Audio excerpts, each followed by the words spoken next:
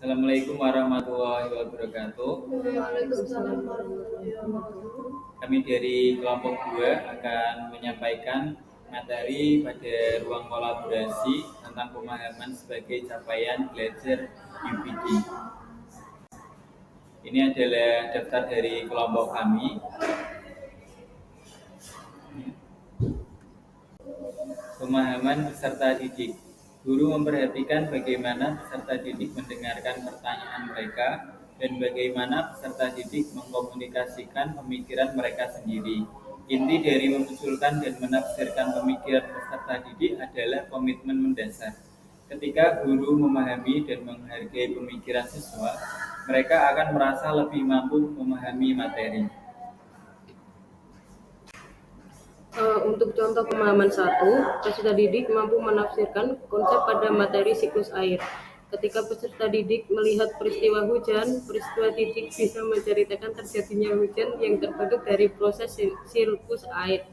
Peserta didik bisa menjelaskan dan mendeskripsikan bagaimana proses terjadinya siklus air tersebut.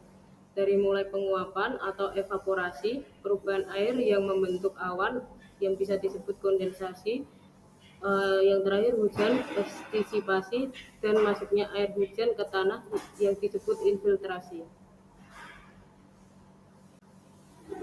Contoh pemahaman kedua, peserta didik dikatakan mampu memahami suatu masalah belajar jika dapat menafsirkan atau menerjemahkan cerita, karya seni, atau situasi.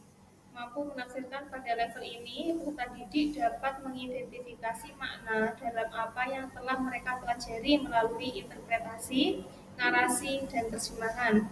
Peserta didik mampu menafsirkan ketika dapat memaknai kata secara tersirat dan sesuai konteks. Peserta didik memiliki kemampuan untuk menceritakan latar belakang dari sebuah biografi secara rinci. Kesimpulan 1. Peserta didik mampu menafsirkan konsep pada materi siklus air. Ketika peserta didik melihat peristiwa hujan, peserta didik bisa menceritakan terjadinya hujan yang terbentuk dari proses siklus air. Kesimpulan yang kedua, peserta didik bisa menjelaskan dan mendeskripsikan bagaimana proses terjadinya siklus air tersebut, dari mulai penguapan atau evaporasi, perubahan air yang membentuk awan atau kondensasi, hujan, partisipasi, dan masuknya air hujan ke tanah atau infiltrasi.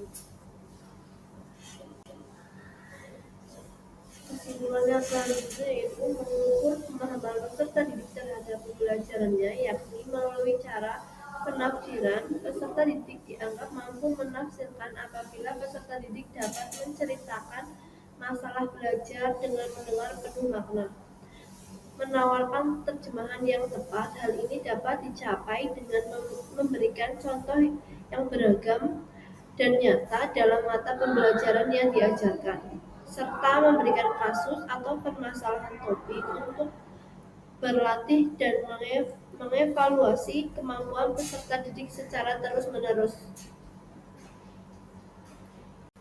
Demikian adalah presentasi dari kelompok kami. Semoga ilmunya bermanfaat. Terima kasih. Terima kasih.